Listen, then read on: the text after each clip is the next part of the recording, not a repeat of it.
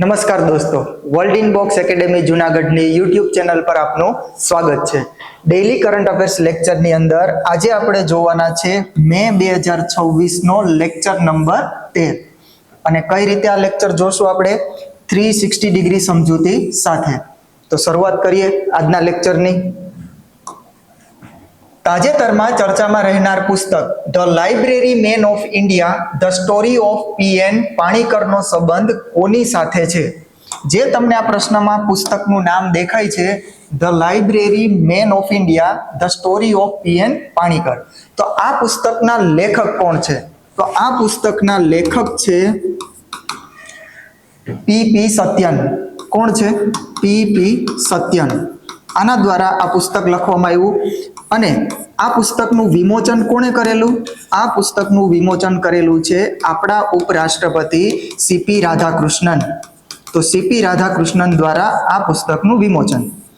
અહીંયા આ પુસ્તકની અંદર એક વ્યક્તિની વાત કરેલી છે જેનું નામ છે પીએન પાણીકર.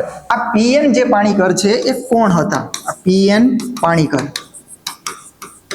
આ વ્યક્તિ જે કેરળ રાજ્ય છે, આ કેરળ રાજ્યની અંદર પુસ્તકાલય ચળવળના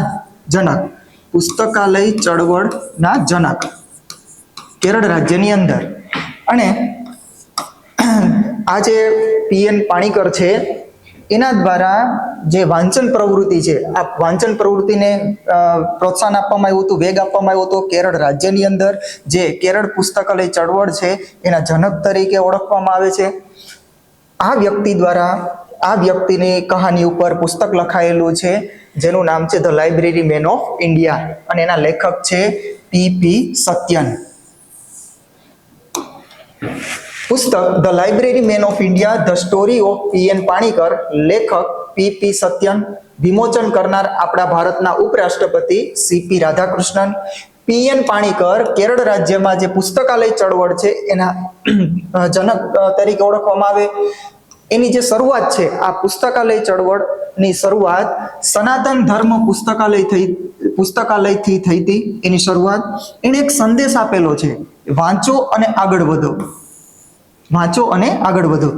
ગ્રંથશાળા સંગમ જે કેરળની અંદર આવેલું છે, ગ્રંથશાળા સંગમ, આ ગ્રંથશાળા સંગમને યુનેસ્કો તરફથી ક્રુપ્સ્કાયા એવોર્ડ મળેલો છે.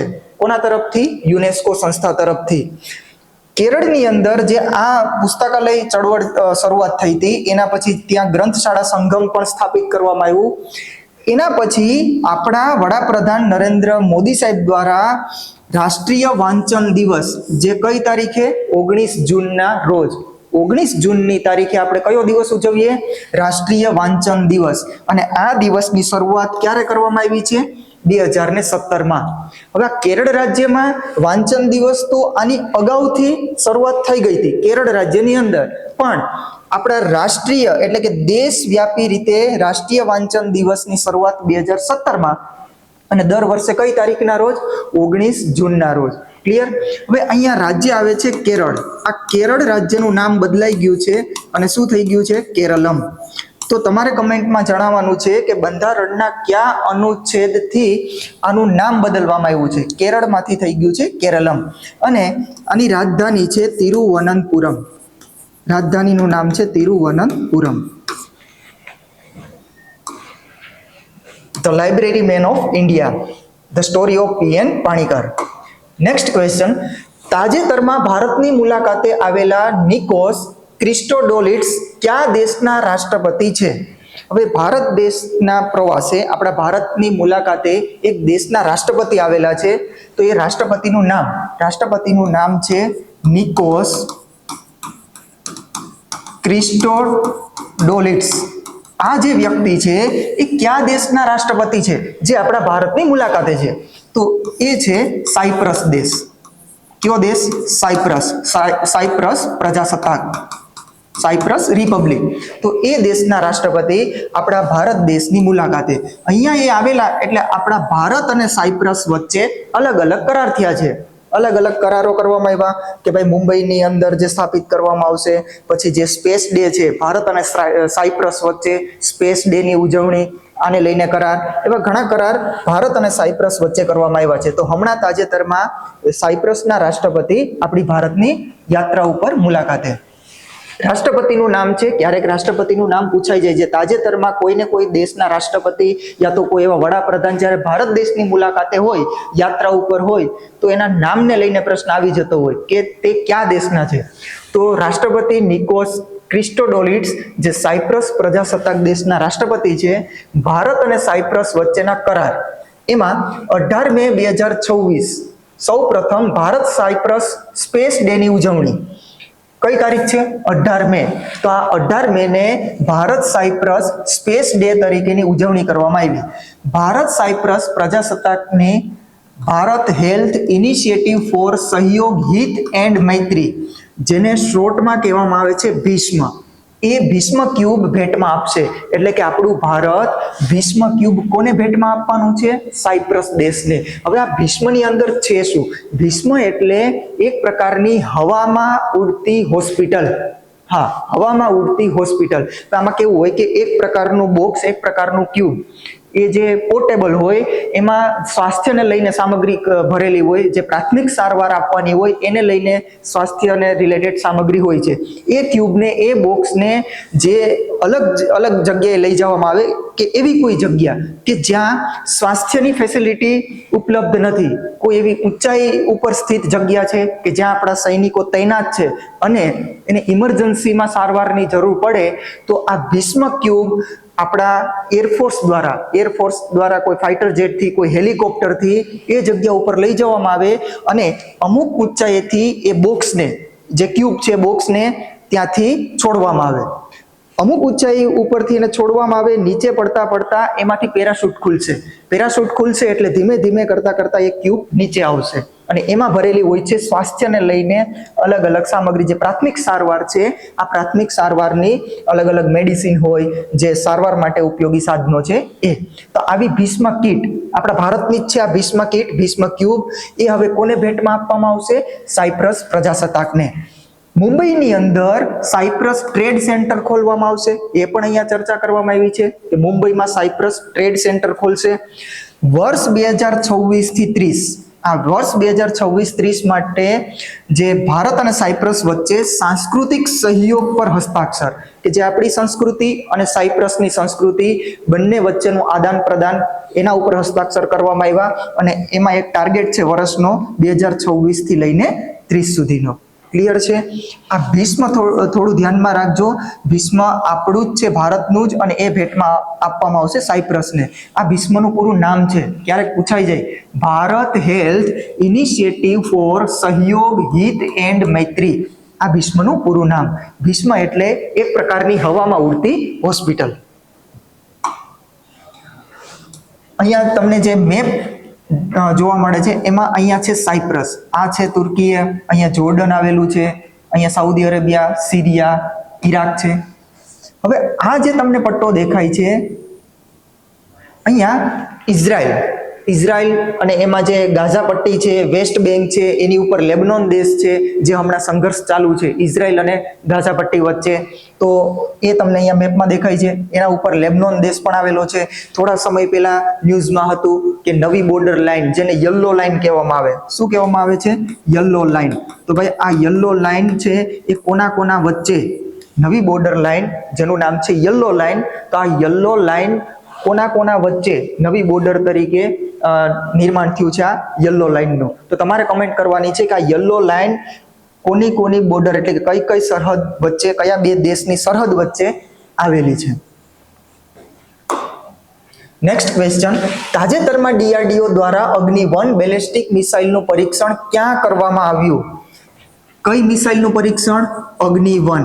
તો અગ્નિ-1નું પરીક્ષણ કર્યું છે, સફળ પરીક્ષણ. અને કોણે પરીક્ષણ કર્યું છે? આપણા DRDOએ. તો આ પરીક્ષણ ક્યાં કરવામાં આવ્યું? તો DRDO દ્વારા આનું પરીક્ષણ ચાંદીપુર, ઓડિશા ખાતે. કઈ જગ્યા ઉપર? ચાંદીપુર, ઓડિશા ખાતે. હવે આ અગ્નિ-1 જે મિસાઇલ છે કેવી છે? Ballistic missile. કેવી છે? Ballistic missile. તો આને લઈને સફળ પરીક્ષણ કરવામાં આવ્યું આપણા DRDO દ્વારા ચાંદીપુર, ઓડિશા ખાતે. અને જો પરીક્ષાની અંદર તમારે થોડું રિસ્ક લેવું હોય કે કોઈ પણ પ્રશ્નમાં જ્યારે ડીઆરડીઓ નું પરીક્ષણ પૂછાય અને તમને નથી આવડતું અને જો જોખમ લેવું હોય, રિસ્ક લેવું હોય, તો મોટા ભાગના પરીક્ષણ ડીઆરડીઓ અહીંયા જ કરે છે, આ ચાંદીપુર ઓડિશા ખાતે. તો રિસ્ક તો છે જ, પણ નથી આવડતું અને જોખમ લેવું તો ડીઆરડીઓ નું મોટા ભાગનું પરીક્ષણ એ કોઈ પણ બેલિસ્ટિક મિસાઇલ હોય, ક્રૂઝ મિસાઇલ હોય અથવા તો કોઈ પણ પરીક્ષણ મોટા ભાગે ચાંદીપુર ઓડિશા ખાતે કરવામાં આવે. તો હમણાં જ ડીઆરડીઓ દ્વારા અગ્નિ-1 મિસાઇલનું પરીક્ષણ કઈ જગ્યાએ? ઓડિશા ખાતે. અગ્નિ-1 બેલિસ્ટિક મિસાઇલ જે SRBM, આ SRBM નો મતલબ થાય short range ballistic missile. Short range ballistic missile સફળ પરીક્ષણ આપણા ડીઆરડીઓ દ્વારા, સ્થળ છે ચાંદીપુર ઓડિશા ખાતે. આ અગ્નિ-1 ની રેન્જ કેટલી છે? 700 થી લઈ અને 1200 કિલોમીટર સુધીની. પેલોડ ક્ષમતા, જે એમાં પેલોડ ભરવામાં આવે છે, એ કેટલી વહન કરવાની ક્ષમતા છે? 1000 કિલોગ્રામ. પરમાણુ વોરહેડ વહન કરવાની ક્ષમતા પણ ધરાવે. આ અગ્નિ-1 મિસાઇલ પરમાણુ જે વોરહેડ છે એને પણ વહન કરવાની આ ક્ષમતા ધરાવે છે. રેલ આધારિત પ્લેટફોર્મથી પણ લોન્ચ કરી શકાય. મિસાઇલને લોન્ચ કરવા માટે અલગ અલગ આપણી પાસે લોન્ચર છે, પણ ડીઆરડીઓએ હમણાં થોડા સમય પહેલા એક મિસાઇલનું પરીક્ષણ કરેલું હતું, રેલ આધારિત લોન્ચર, એટલે કે એક પ્રકારે ટ્રેનની ઉપર લોન્ચ પેડ બનાવવામાં આવ્યું અને ત્યાંથી મિસાઇલને લોન્ચ કરવામાં આવ્યું, ટ્રેનના જે પણ કોચ હોય છે એના ઉપરથી. તો રેલ આધારિત પ્લેટફોર્મથી પણ આને લોન્ચ કરી શકાય. થોડા સમય પહેલા જે ડીઆરડીઓએ પરીક્ષણ કર્યું હતું રેલ આધારિત, તો એ મિસાઇલ કઈ હતી? અગ્નિ પ્રાઇમ. કઈ મિસાઇલ હતી? અગ્નિ પ્રાઇમ. રેલ આધારિત. રેલ આધારિત એટલે જે ટ્રેન હોય છે, ટ્રેનની ઉપર જ એક પ્રકારે લોન્ચ પેડ અને ત્યાંથી એનું લોન્ચિંગ મિસાઇલનું. ક્લિયર છે? તો આ છે અગ્નિ-1, જે હમણાં તાજેતરમાં ડીઆરડીઓ દ્વારા એનું પરીક્ષણ. હવે અગ્નિ, પૃથ્વી, આકાશ, જે તમને આવા નામ જોવા મળે છે, એની શરૂઆત ક્યારે થઈ આપણા દેશમાં? તો એક પ્રોગ્રામ હતો IGMDP. પ્રોગ્રામનું નામ છે IGMDP. 1983 ની અંદર integrated guided missile development programme. આનું પૂરું નામ થાય છે integrated guided missile development programme. હવે આ પ્રોગ્રામ હેઠળ 5 મિસાઇલ વિકસાવવામાં આવી. કેટલી મિસાઇલ? 5. પૃથ્વી, અગ્નિ, ત્રિશુલ, આકાશ અને નાગ. અને આ નાગ મિસાઇલ કેવી છે? Anti tank missile. જે ટેન્ક હોય એને ધ્વસ્ત કરવા માટે આપણે કઈ મિસાઇલનો યુઝ કરીએ છીએ? આ નાગ મિસાઇલનો. ક્લિયર? હવે ડીઆરડીઓ, ભાઈ ડીઆરડીઓ નું પૂરું નામ તમને ખ્યાલ જ છે, defence research and development organisation. સ્થાપના 1 જાન્યુઆરી 1958માં. હેડક્વાર્ટર આવેલું છે નવી દિલ્હી ખાતે. અને ડીઆરડીઓ ના હાલના અધ્યક્ષ કોણ છે? તો હાલના અધ્યક્ષ છે સમીર વી કામત. કોણ છે? સમીર વી કામત. અને ડીઆરડીઓ નું ધ્યેય વાક્ય કયું છે? તો બલસ્ય મૂલમ વિજ્ઞાનમ. બલસ્ય મૂલમ વિજ્ઞાનમ. ક્લિયર? તો આ તો ડીઆરડીઓ અને જે IGMDP હેઠળ આપણે જે પાંચ મિસાઇલ વિકસાવી છે તેના નામ. નેક્સ્ટ ક્વેશ્ચન, તાજેતરમાં ભારતના પ્રથમ AI વિભાગનું ગઠન કયા રાજ્ય દ્વારા કરવામાં આવ્યું? એટલે કે હવે એક રાજ્યની અંદર આપણને આર્ટિફિશિયલ ઇન્ટેલિજન્સ વિભાગ જોવા મળશે. હવે અહીંયા પેલા 2 શબ્દ સમજી લ્યો. તમે ક્યાંય સાંભળેલું હશે મંત્રાલય, જેમ કે નાણાં મંત્રાલય, કૃષિ મંત્રાલય, સ્વાસ્થ્ય મંત્રાલય, વિદેશ મંત્રાલય, આવું નામ સાંભળેલું હશે. અને ક્યાંક ક્યાંક તમે સાંભળશો વિભાગ, નાણાં વિભાગ, કૃષિ વિભાગ, શિક્ષણ વિભાગ, આ રીતે. તો જો કેન્દ્ર હોય, આપણું જે કેન્દ્ર, ત્યાં મંત્રાલય હોય. કેન્દ્રની અંદર શું હોય? મંત્રાલય. પણ કોઈ પણ રાજ્ય હોય તો આ રાજ્યની વિધાનસભાની અંદર મંત્રાલય નથી હોતું. કોઈ પણ આપણા દેશની વિધાનસભા હોય છે, રાજ્યની વિધાનસભા, એની અંદર વિભાગ હોય. ત્યાં મંત્રાલય શબ્દ ના લાગે.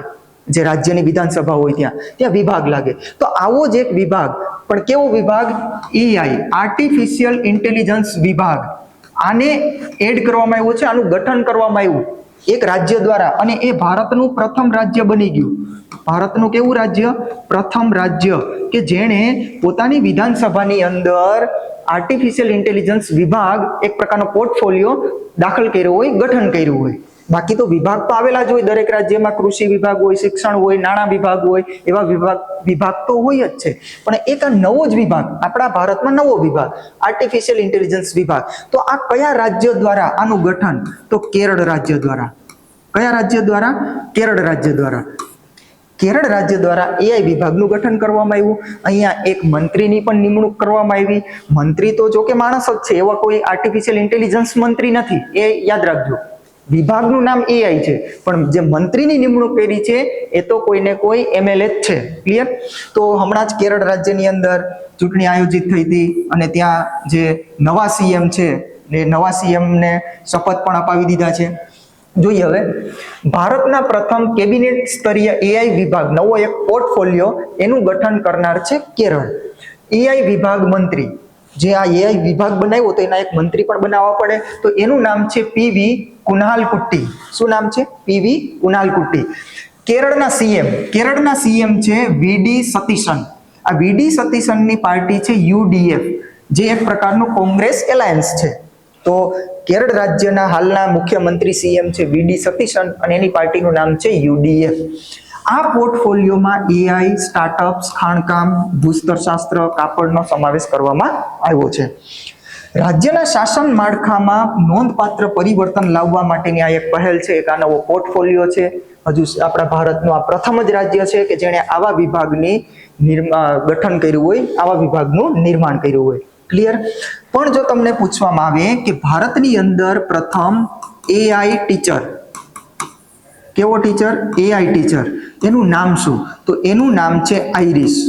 શું નામ છે? આઈરિસ. ભારતના પ્રથમ એઆઈ ટીચર નામ છે આઈરિસ. કયા રાજ્યની અંદર? કેરળ રાજ્યની અંદર. પણ જો તમને પૂછવામાં આવે કે news anchor, AI news anchor Ankita, આ ન્યૂઝ એન્કર છે એઆઈ અંકિતા, એ કયા રાજ્યમાં? તો આસામ રાજ્યની અંદર. કયા રાજ્યમાં? આસામની અંદર. પણ એક બીજા ન્યૂઝ એન્કર પૂછાય કે એઆઈ ન્યૂઝ એન્કર લીસા, તો આ કયા રાજ્યની અંદર? ઓડિશા રાજ્યની અંદર. જો એઆઈ ટીચર આઈરિસનું નામ આવે તો કેરળ, એઆઈ અંકિતા જે ન્યૂઝ એન્કર છે એનું નામ આવે તો આસામ, એઆઈ લીસાનું નામ આવે તો ઓડિશાની અંદર. એઆઈ એટલે આર્ટિફિશિયલ ઇન્ટેલિજન્સ. એક પ્રકારે જે મશીન છે, આ મશીન માણસની બુદ્ધિની જેમ કામ કરવા લાગે એને કહેવામાં આવે આર્ટિફિશિયલ ઇન્ટેલિજન્સ. તમે કોમ્પ્યુટરની જે પેઢીઓ જો ને, કોમ્પ્યુટરમાં પ્રથમ પેઢીમાં શું યુઝ થતો, બીજી પેઢીમાં શેનો ઉપયોગ થતો, તો એવી રીતે આ છે પાંચમી પેઢી. કઈ પેઢી? પાંચમી પેઢી. જેમ કે પ્રથમ પેઢીમાં શેનો ઉપયોગ થતો હતો? વેક્યુમ ટ્યુબનો. બીજી પેઢીની અંદર કોમ્પ્યુટરની બીજી પેઢીમાં ટ્રાન્ઝિસ્ટર. ત્રીજી પેઢીની અંદર આઈસી, ઇન્ટિગ્રેટેડ સર્કિટ યા તો ઇન્ટિગ્રેટેડ ચિપ. ચોથી પેઢીની અંદર માઇક્રો પ્રોસેસર. અને હવે પાંચમી પેઢીની અંદર શેનો યુઝ થાય છે? એઆઈ નો, આર્ટિફિશિયલ ઇન્ટેલિજન્સનો. થોડા સમય પહેલા એક ન્યૂઝમાં હતું કે વિશ્વનો એક દેશ, જે પ્રથમ દેશ બન્યો જેણે પોતાના જ દેશની અંદર એઆઈ મંત્રીની નિમણૂક કરી હોય. કેવા મંત્રીની? એઆઈ મંત્રીની, જેનું નામ પણ આપેલું હતું ડાયલા. વિશ્વનો પ્રથમ એઆઈ મંત્રી જેનું નામ છે ડાયલા. તો આ એઆઈ મંત્રી ડાયલા એ કયા દેશમાં, કયા દેશ દ્વારા આની શરૂઆત, જે વિશ્વનો પ્રથમ દેશ હતો એઆઈ મંત્રી ડાયલા, તો એ દેશનું નામ છે અલ્બાનિયા. શું નામ છે? અલ્બાનિયા. એણે એવું કીધું છે અલ્બાનિયાએ કે ભાઈ અમારા દેશમાં જે એઆઈ મંત્રી ડાયલા છે એ અલગ અલગ વિભાગ ઉપર જે દેખરેખ રાખશે, આના ઉપરથી ભ્રષ્ટાચાર ઓછો થશે, પારદર્શિતા વધશે, એને લઈને આ નિમણૂક કરવામાં આવી હતી એઆઈ મંત્રી ડાયલાની અલ્બાનિયાની અંદર. નેક્સ્ટ ક્વેશ્ચન, તાજેતરમાં ઓફશોર પેટ્રોલ વેસલ આઈએનએસ સંઘમિત્રાને ક્યાંથી લોન્ચ કરવામાં આવ્યું? એક પ્રકારે ઓફશોર પેટ્રોલ વેસલ નામ છે એનું આઈએનએસ સંઘમિત્રા. શું નામ છે? આઈએનએસ સંઘમિત્રા. તો આને લોન્ચ કરવામાં આવ્યું છે તો કઈ જગ્યાએથી લોન્ચ કર્યું? કલકત્તાથી. કઈ જગ્યાએથી? કલકત્તાથી. અને આનું નિર્માણ કોણે કર્યું છે? તો નિર્માણ કરનાર છે Garden Reach Ship Builders Limited, કલકત્તાની અંદર. અને લોન્ચ પણ ક્યાં કરવામાં આવ્યું છે? કલકત્તામાં. નામ છે આઈએનએસ સંઘમિત્રા. અને આ કેવું વેસલ છે ભાઈ? તો offshore patrol vessel. Offshore patrol vessel એટલે જે દરિયાકાંઠો હોય છે, આ દરિયાકાંઠા ઉપર નજર રાખવા માટે, એક પ્રકારની શું કરવા માટે? નજર રાખવા માટે, જેને કહેવાય ઓફશોર પેટ્રોલ વેસલ. નામ છે, હમણાં જ તાજેતરમાં એનું લોન્ચ કરવામાં આવ્યું અને આપણા ભારતીય નૌકાદળમાં સામેલ કરવામાં આવ્યું, આપણી નેવીની અંદર. નામ છે એનું આઈએનએસ સંઘમિત્રા. ક્યાંથી? કલકત્તાની અંદરથી. INS Sanghamitra offshore patrol vessel launch કરેલું છે કલકત્તાથી. નિર્માણ કરનાર Garden Reach Ship Builders Limited, આ પણ કલકત્તાની અંદર જ આવેલું છે આ કંપની. દરિયાકાંઠા ઉપર નજર રાખવા માટે આનું નિર્માણ. અને પછી કોને સોંપી દેવામાં આવ્યું છે? આપણા ભારતીય નૌકાદળને, આપણી ઇન્ડિયન નેવીને એમાં સામેલ કરી દીધું છે. હવે જ્યાં પણ તમને આઈએનએસ દેખાય તો આઈએનએસ નો મતલબ તમને ખબર હોવો જોઈએ. તો આઈએનએસ નો મતલબ થાય ઇન્ડિયન નેવલ શિપ. શું થાય છે? Indian naval ship. ક્લિયર? હવે આ સંઘમિત્રા નામથી તમે પરિચિત છો. આની સાથે હજુ એક બીજું નામ આપું, મહેન્દ્ર. સંઘમિત્રા અને મહેન્દ્ર કોણ હતા ઇતિહાસમાં? તો આ જે પુત્ર અને પુત્રી છે એ કોના? તો સમ્રાટ અશોકના. કોના હતા? સમ્રાટ અશોક. જે બૌદ્ધ ધર્મના પ્રચાર પ્રસાર કરવા માટે બંનેને અલગ અલગ જગ્યાએ મોકલશે બૌદ્ધ ધર્મને લઈને. જે પુત્રનું નામ છે મહેન્દ્ર અને પુત્રીનું નામ છે સંઘમિત્રા, સમ્રાટ અશોકના. જો તમને પૂછવામાં આવે કે ભારતની સ્વદેશી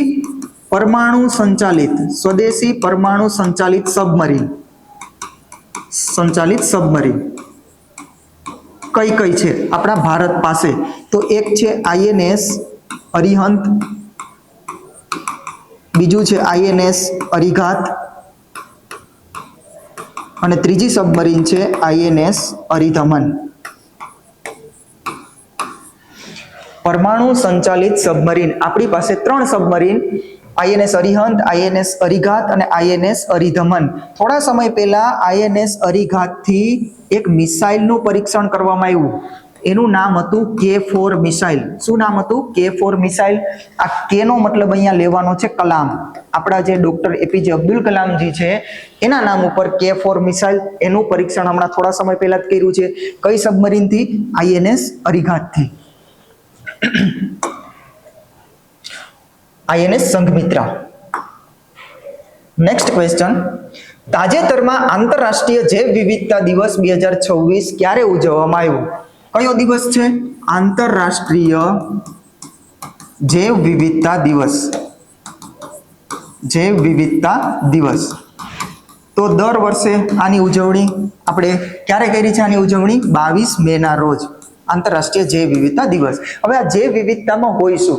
જૈવ વિવિધતા એટલે અહીંયા આપણી પૃથ્વી ઉપર જોવા મળતા પશુ, પક્ષી, વૃક્ષો, વનસ્પતિ, જીવજંતુ, આ બધાની જે પ્રજાતિ આપણને જોવા મળે એને કહેવાય જૈવ વિવિધતા. ક્લિયર? તો એને લઈને આંતરરાષ્ટ્રીય દિવસ ઉજવવામાં આવ્યો. કઈ તારીખના રોજ? 22 મેના રોજ. આંતરરાષ્ટ્રીય જૈવ વિવિધતા દિવસ 2026 22 મેના રોજ ઉજવવામાં આવ્યો. જૈવ વિવિધતામાં વૃક્ષો, વનસ્પતિ, પશુ, પક્ષી, જીવજંતુ એ બધાની પ્રજાતિ અહીંયા સામેલ થાય છે. 2026 ની થીમ એટલે કે આ વખતની થીમ કઈ છે? સ્થાનિક સ્તરે કાર્ય, વૈશ્વિક સ્તરે પ્રભાવ. આ વર્ષની થીમ છે.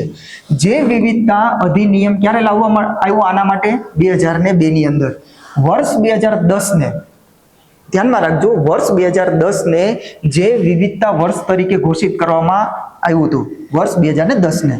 વિશ્વમાં જો તમને પૂછવામાં આવે કે વિશ્વમાં સૌથી વધુ જૈવ વિવિધતા ક્યાં જોવા મળે? આ પશુ, પક્ષી, વનસ્પતિ, જીવજંતુ, આ બધાની મોટા ભાગની પ્રજાતિઓ વિશ્વની અંદર સૌથી વધારે ક્યાં છે? તો એ એમેઝોન જંગલની અંદર. ક્યાં છે? એમેઝોન જંગલની અંદર. અને જે વિશ્વમાં બધી પ્રજાતિઓ છે જૈવ વિવિધતાની પ્રજાતિઓ, એમાં 8% જૈવ વિવિધતા ક્યાં જોવા મળે છે? આપણા ભારતની અંદર. વિશ્વની બધી જૈવ વિવિધતા પ્રજાતિમાંથી કેટલો ભાગ ધરાવે આપણું ભારત? 8% જૈવ વિવિધતા ધરાવે છે આપણું ભારત.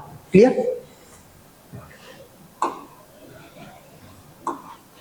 તો આજનો લેક્ચર અહીંયા સુધી રાખીએ.